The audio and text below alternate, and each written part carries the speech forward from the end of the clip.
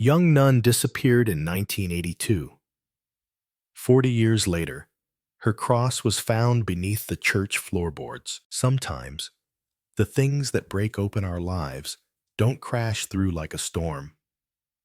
Sometimes, they creak, softly, just enough for you to stop breathing.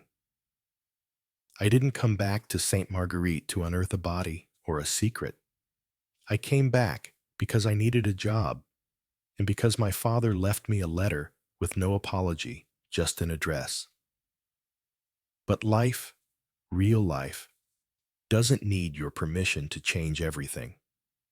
Sometimes, it only needs the right floorboard to crack.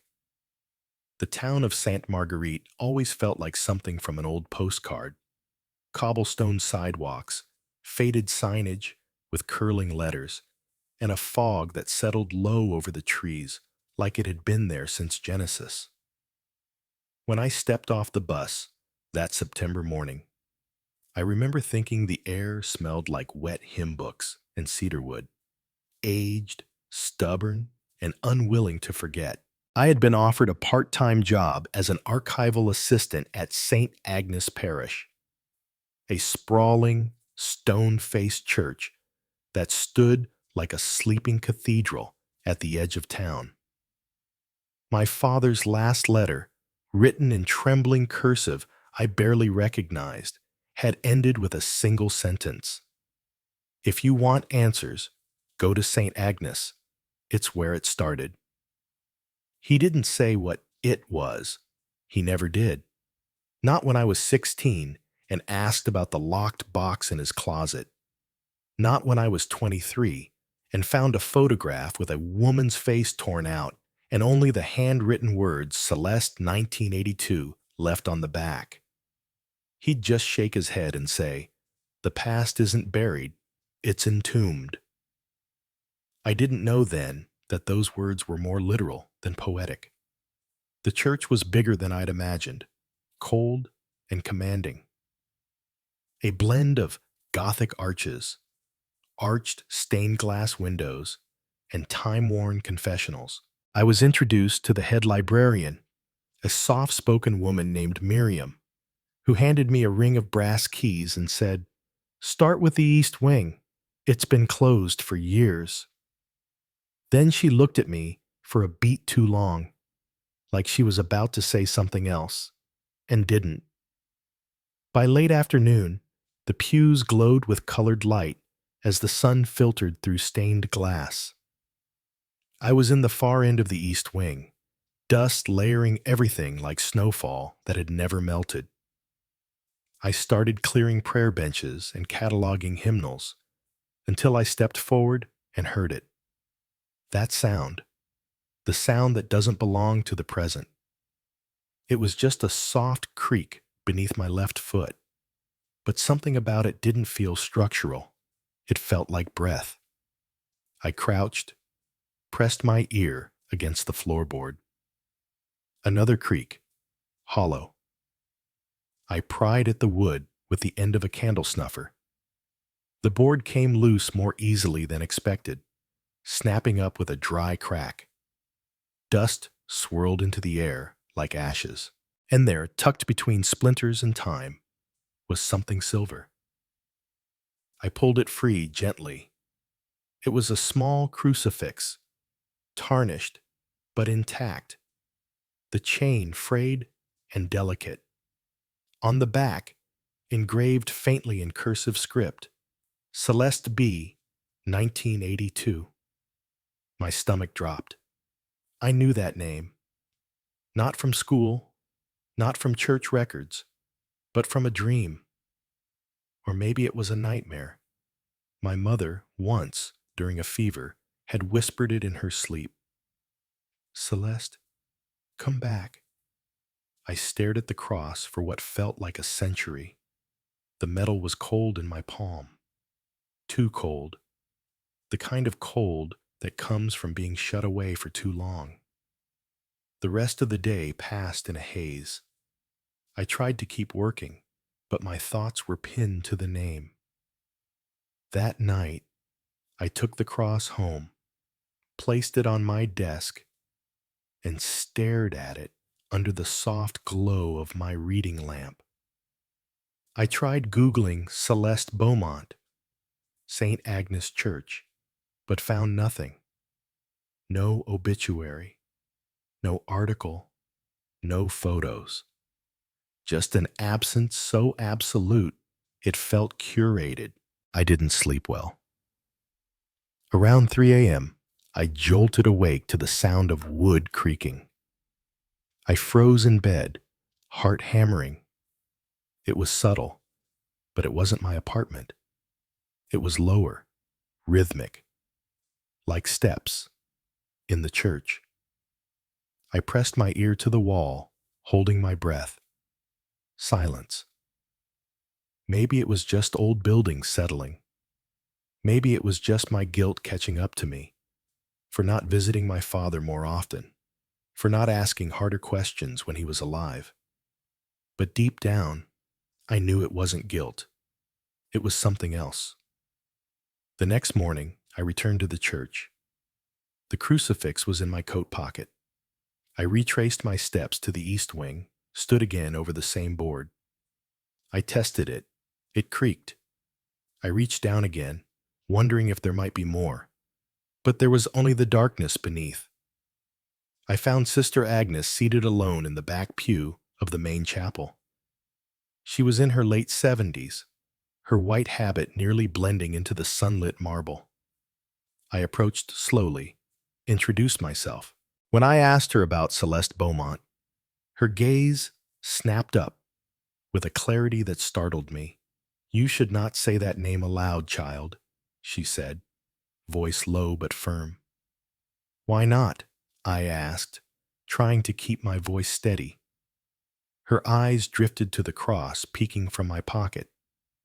"Where did you find it?" "In the East Wing floorboards."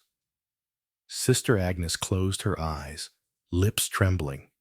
For a moment, I thought she might cry. But she didn't. She straightened, folded her hands, and whispered, "Some souls go missing, not because they wander, but because they are hidden."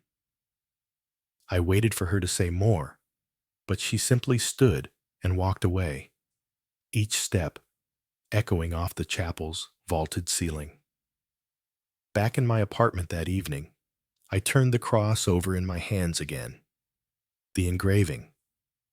The year 1982, my birth year. My fingers moved instinctively to the dusty box of old documents my father had left behind. I dug through papers, letters, receipts. At the very bottom, I found the photograph I hadn't seen in years. The one with a woman's face torn clean from the print. On the back, the same inscription, Celeste, 1982. I held the photograph next to the crucifix and felt something I couldn't name ripple through my chest. It wasn't just the mystery. It wasn't even the fear. It was recognition. And suddenly, I knew that whatever happened to Celeste Beaumont, whatever shame or secret had sealed her name beneath floorboards, it wasn't over. It was just waiting for someone to listen. When you start asking questions about the dead, the living tend to get quiet. That's what I noticed first, not the answers, but the silences that ballooned in their place. And the heavier those silences became, the more I knew I was onto something real. Something that had been carefully packed away, like old relics no one wanted to touch, but couldn't quite throw out either.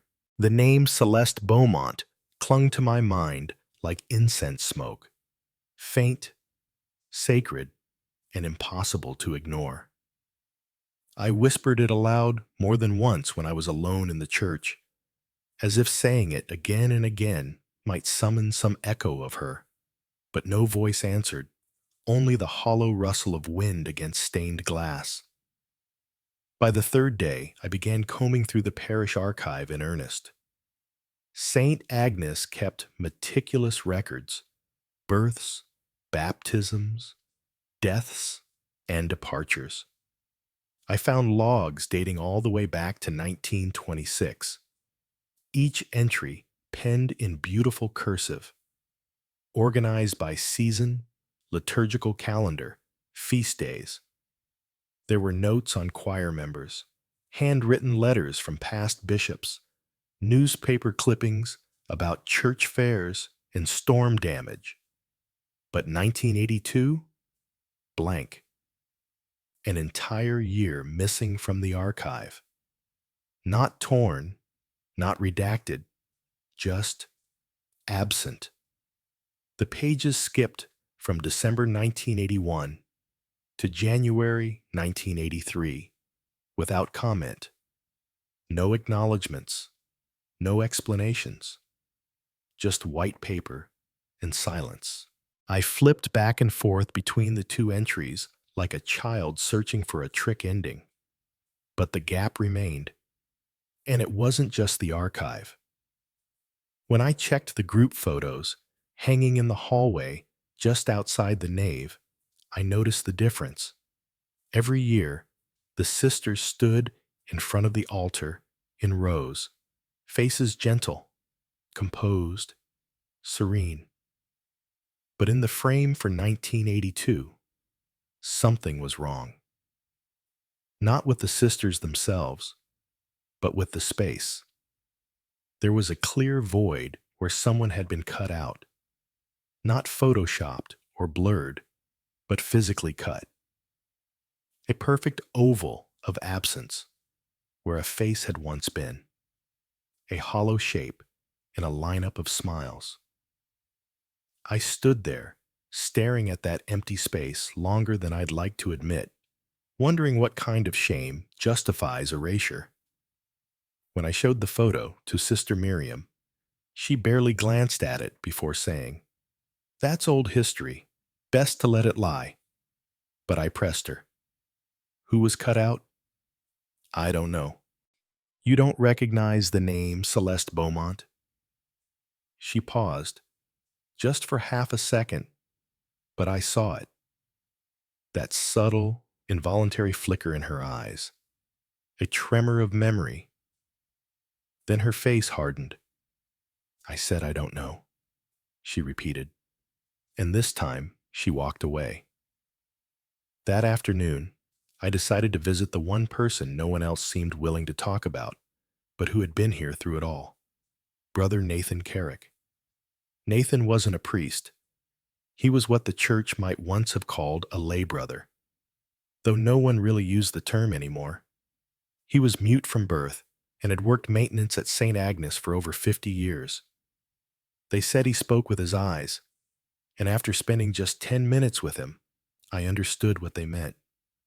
He lived in a small room behind the boiler, filled with sketches pinned to the walls, charcoal, pencil, sometimes even pastels. They were haunting. Most were of buildings. The church from odd angles, staircases that bent like memories, windows spilling light into nothingness. But others were of people. When I held up the crucifix and mouthed the name Celeste, he stilled. He looked at the cross as if it were a key. Then he stood, walked to a dusty cabinet, and pulled out a folder wrapped in linen twine. Inside were dozens of hand-drawn pages. He flipped to one and handed it to me. A dining table, midnight shadows. A woman in habit sat across from a tall man, his face drawn in sharper lines, mouth in a hard slash. I recognized him at once. It was Father Dorian Hale. Nathan handed me another drawing. This one was of the hallway behind the altar, the one that led to the old stairwell no one used anymore. In the image, the same woman, Celeste, was stepping into the dark. My heart pounded. I wanted to speak but didn't know how. So instead, I placed my hand over the drawing and whispered, "This was the last time anyone saw her, wasn't it?" Nathan didn't nod. He didn't move.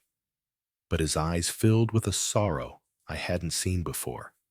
and he reached forward, laid his hand on mine, and then pressed a third drawing into my fingers. It was the floor plan of the church, but it showed something I hadn't seen before, a narrow passage behind the altar that led to a stone chamber, sealed off on all current maps, as if it didn't exist. It was labeled in Nathan's careful block letters, Old Confessional, 1886. That night, I stood in front of the altar, long after the rest of the church had gone quiet. I stared at the wall where the passage should have been. It looked like part of the architecture, nothing more, but I knew now there had once been a door, and someone had made sure it was buried beneath time, paint, and forgetfulness. Still, I could almost hear her, Celeste. She hadn't left. Not really. She was waiting for someone to walk through the silence and ask why a name had to be cut from both paper and memory. There are things you find when you aren't supposed to be looking. Things that stay hidden not because they're invisible, but because no one dares to see. That's how it felt the moment I slipped the thin wire into the old lock of room 6. I wasn't trained in anything like this. I had never picked a lock in my life, but my hands moved as if they'd done it before, as if someone else's muscle memory had passed into mine. It was late, long after Vespers, long after the church bells had rung for evening prayer. I waited until the corridor was silent and the hallway lights dimmed. The air in the east wing felt different at night, heavier, almost damp, as if the walls themselves remembered something and were trying to hold it back. The lock gave way with a soft metallic click. I turned the handle slowly, half expecting an alarm, half expecting a presence. But nothing happened. The door opened into stillness, into air that hadn't moved in decades. The room was small, monastic. One narrow bed against the far wall, its sheets yellowed with age. A desk with a wooden cross still nailed to the side. A chair tucked in with such precision it broke my heart a little. The scent hit me before I crossed the threshold. Lavender and candle wax mingled with dust. It smelled like someone who had once prayed here until they bled. I didn't turn on the light. I didn't need to. The moonlight pouring through the old slatted window was enough. I stepped inside slowly, reverently, like entering someone's diary. Everything was exactly where it had always been.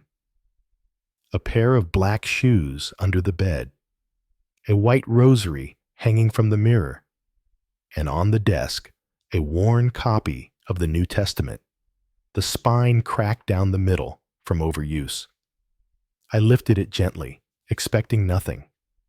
But the moment I opened to the center, a folded piece of paper slipped out and landed softly on the desk. I stared at it for a long time before picking it up.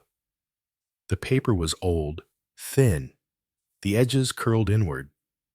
The handwriting was precise, graceful, each word carved like a prayer. I read it once silently, then again, whispering the words aloud, as if doing so might bring the writer back. To the confessor on duty. I write this in the absence of courage, not because I lack it, but because I fear what this will cost those who believe. I have witnessed something that breaks my heart and my vows. I saw a member of the cloth, a man of influence, touch what he should not have touched. I spoke to him in private. I begged him to seek forgiveness, to stop. He laughed. If I am no longer present by the time you read this, know that I was not weak. I was faithful, and I believed that light belongs in the open, not buried behind stone. Pray for me. Celeste Beaumont, May 27th, 1982. I sat down, stunned. My body felt like it no longer belonged to me. The words burned behind my eyes. She hadn't run. She hadn't lost her faith. She had tried to save it, and someone silenced her for it. My fingers trembled as I folded the note back along the original creases, as if returning it to that shape might somehow protect her again. But it was too late for that. I turned in my chair and looked around the room again. Nothing had changed in 40 years, and yet everything had. I saw the space differently now. I saw the desperation that must have filled it in those final days. The prayers said through clenched teeth, the fear soaked into the linens, the courage it must have taken to write what she wrote. There was a small wooden nightstand beside the bed. I opened the drawer, careful not to disturb the contents too much. Inside were a few dried flowers pressed between hymn pages, a photograph of a group of sisters smiling, Celeste included, and a pocket-sized journal bound in red leather. I opened it. The last entry was short, written in the same delicate hand. He told me no one would believe me. He said I'd ruin the parish. He said I didn't understand grace. But I do. Grace is what survives even after the truth is buried. I closed the journal and held it against my chest. A noise startled me. Faint. Behind the wall. It wasn't footsteps exactly, more like a movement of air, a shift in the dark.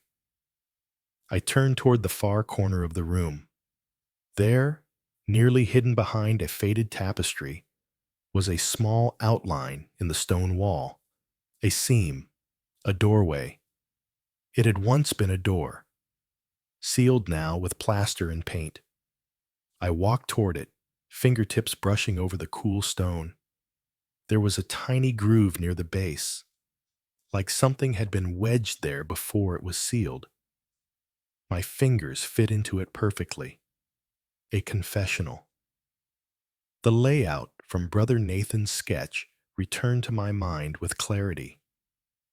This was the old confessional chamber, forgotten by time, erased from maps, and somehow, inexplicably, it led down into the foundation of the church.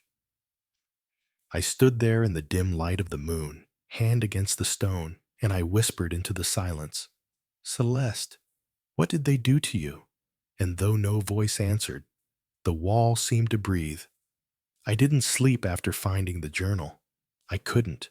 I lay in bed with the red, leather-bound book pressed to my chest like a relic, my mind replaying the words over and over. Grace is what survives even after the truth is buried.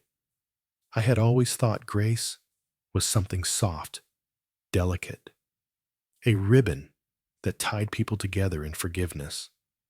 But this was something else. This was grace as defiance, as refusal, as a final cry from the edge of silence. The next morning, I returned to Brother Nathan. He was in the workshop behind the sacristy, sorting boxes of old altar cloths, his weathered hands as steady as ever. I stepped inside quietly, holding the crucifix in one hand and the journal in the other. He looked up when he saw me and nodded once. "I found her journal," I said softly, knowing he wouldn't respond with words. "She wrote everything. About the man she confronted, about what he did." Nathan blinked slowly, then turned and walked toward a metal cabinet on the far wall. He rummaged for a moment, then returned with a stack of papers bound together by a loop of string. Sketches. More than I had seen before. He untied the bundle and handed them to me one at a time. The first showed a dimly lit dining room, recognizable now as the old rectory kitchen. Celeste sat across from a tall man, Father Dorian, His posture was aggressive, hers composed, hands folded tightly in her lap. The next sketch made my chest tighten. It showed Celeste descending a narrow staircase, the folds of her habit trailing behind her, a lit candle in one hand, a look of resolve drawn sharply on her face, and then another, a figure standing in the old confessional, reaching forward toward her, or toward something she held. The last drawing made my breath stop. A figure, smaller than the man, lay motionless at the foot of the stairs. The lines were faint, but unmistakable. A rosary spilled across the floor, a broken chain, one sandal missing. The candle snuffed out. Nathan set the drawing down, then looked at me with something I hadn't seen in his eyes before. Fear. Not fear of me, fear of memory, of truth becoming real again. "Why didn't you show anyone this?" I whispered. His face tightened. He brought his hands together in front of him, mimed something quickly, then pointed to his lips and shook his head. "You were silent. You couldn't tell." He held up a hand, then drew an invisible line across his chest. "You were warned." I stared at him. Did he threaten you?" Nathan didn't move, but the silence between us thickened, and I realized he had been carrying this for 40 years. Not just the images, the guilt, the powerlessness. I reached out and placed my hand over his. "You're not alone anymore." That afternoon, I walked to the altar, alone. Behind the pulpit, a decorative panel carved with grapes and wheat patterns concealed the entry to the old confessional hallway. According to Nathan's drawings, it had once connected directly to a small chamber built into the foundation of the church, the original prayer cell from the 1800s, before the expansion. I touched the panel, ran my fingers along the edges, and there, on the right side, behind a vertical column, was the faintest groove. I pushed. It didn't give way, but it moved, ever so slightly. That night, I returned with a flashlight, a screwdriver, and a heart pounding hard enough I could hear it in my ears. The church was silent, not reverent, empty. I unscrewed the panel slowly, flinching at each soft creak of metal against wood. When it came loose, I stepped back and stared. Behind the panel was a narrow stairway, stone, worn from centuries of feet, covered in dust, and one faint footprint, a woman's. I gripped the flashlight tighter and descended. The steps curved sharply and narrowed as they spiraled downward. The air grew colder, denser. I passed what looked like a crumbling archway, then entered a small chamber lined with brick and flickering candle sconces long dead. The room was empty, but in the far corner, where the wall met the floor, was a stain that had long since dried but never disappeared. Dark, jagged, unmistakable. Blood. I knelt, the beam of my flashlight shaking, and there, tucked beneath a fallen piece of stone molding, was something small and glinting. A rosary bead, cracked. I picked it up, clutched it in my palm until my knuckles whitened. There was no doubt anymore. Celeste never left. She was silenced, entombed not by death, but by the fear of those who couldn't bear her truth. I returned to my room at dawn. No one saw me. The crucifix and journal sat on my nightstand, waiting, but I couldn't sleep. Because I knew, if I stayed silent now, I would become just another voice in the choir of those who chose comfort over courage. Morning light at St. Agnes had always felt sacred to me, soft and golden, casting long shadows through stained glass that danced along the pews like gentle spirits. But that morning, it felt harsh, almost accusatory, as if the church itself had woken up and remembered what it had hidden.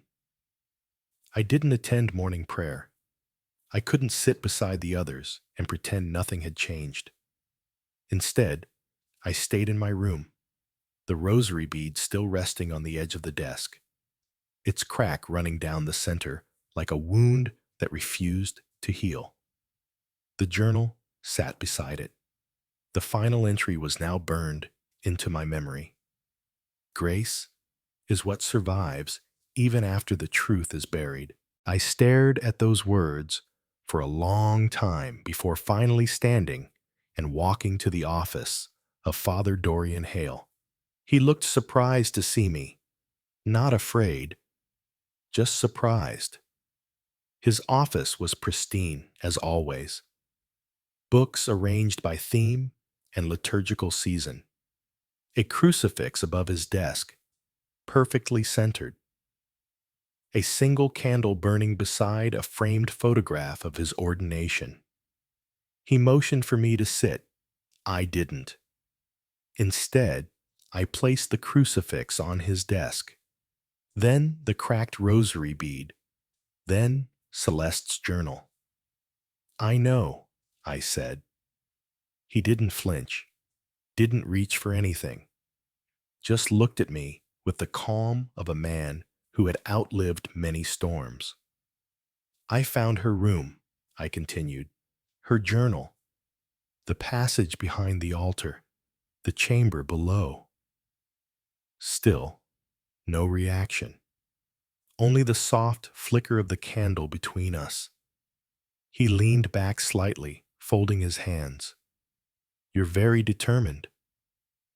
"She tried to expose you." "That's one way to interpret it," he said quietly. "Another way is to say she misunderstood what she saw, that she projected her own turmoil onto others. She wrote everything." He nodded. "I'm sure she did." And that's when I understood. He wasn't denying it, not really. He was dismissing it as if the truth was just another opinion. As if Celeste's suffering, her erasure, was a footnote in a larger story he had the authority to rewrite. I took a slow breath. "You sealed her memory into the floor." "I protected the parish," he said, "from scandal, from collapse, from doubt. Do you know how fragile faith is? How easy it is to destroy with a single accusation? She wasn't an accusation. She was a person. She was unstable. No, she was brave." There was a long silence, a silence so thick it felt like a second presence in the room. Then he smiled, not kindly, not cruelly, just tired. "Grace," he said, "the church is built on stone, and stone does not move because one woman decided to break her vow." I stared at him. "You think this is about vows?" I whispered. "She didn't break anything. You did." He stood, slowly, a gesture meant to remind me who held the power. "You'll do what you feel you must," he said, "but be careful. Sometimes digging into the past doesn't uncover justice, only ruin." I left without another word. But something inside me had already shifted. I no longer saw him as a man of God. I saw him as the architect of a silence that had lasted 40 years. And silence like that is not holy. I spent the rest of the day in the East Wing, beneath the choir loft. The acoustics there were strange, Sound moved in spirals. A whisper from the altar could be heard like a shout in the rafters. I had a plan. If they wouldn't speak Celeste's name, then I would make sure the church echoed with it. I waited until the next Sunday Mass. The pews were filled, candles flickered in their gold sconces. Incense floated in slow columns through beams of morning light. Father Dorian stepped up to the pulpit with the same solemnity he always carried, the same practiced gravity. The choir prepared their hymn, and then, before a single note could be sung, my voice rang out from the back of the sanctuary. "I found her," I said. The room fell silent. "I found Sister Celeste Beaumont." Gasps, shifts of weight, murmurs like leaves rustling through stained glass light. I stepped forward, holding up the journal. She tried to tell the truth. She left it in writing, and the church tried to silence her. Father Dorian froze behind the pulpit, his face drained of color. I walked slowly down the aisle, each step echoing louder than any hymn. She never left. She was buried under your feet, not in body, but in memory. I stopped before the altar and turned to the congregation. She wasn't weak. She wasn't unstable. She was faithful. And she believed that grace belongs in the open, not behind sealed doors. And in the stillness, someone began to cry. Not loudly, just a soft, broken sound. A sound that cracked the room open. And then another voice, Sister Marianne, spoke. "We knew," she whispered. "Some of us, we knew." Everything shifted. Truth had entered the church, not like a storm, but like a prayer too long withheld. It took weeks for the investigation to begin, longer than it should have, but something had already broken open that couldn't be resealed. Once Sister Marianne spoke aloud in that still sanctuary, others followed, quietly at first, in confessions and corridors, behind chapel doors. But it spread, like incense in the rafters, like memory rising from the stones. Names were spoken, dates remembered, and finally, at last, Celeste Beaumont was no longer a secret kept beneath floorboards. The diocesan officials arrived in tailored suits and unreadable expressions. They reviewed the drawings, the journal, the hidden stairway. They sealed off the east wing and brought in ground-penetrating radar. And within a week, beneath the old confessional chamber, behind a false wall of crumbling brick, they found what had long been feared, a shallow grave. The body was incomplete. Decades of time and moisture had done their work, but the remains were unmistakably female. Fragments of cloth still clung to bone, the edge of a habit, a strip of scapular, and one small iron cross clasped in her hand, identical to the one I'd found on the floor above. DNA would confirm it later. But I already knew. We all did. She hadn't left. She had been buried right where she last stood. The church issued a statement, measured, sorrowful, distant. We mourn the loss of Sister Celeste Beaumont, who passed under tragic and undetermined circumstances in 1982. There was no mention of Father Dorian's name, no mention of sealed doors, erased archives, or the voices who had warned but were ignored. But silence is louder when you know what it's covering. Father Dorian resigned quietly a month later. No fanfare, no public admission.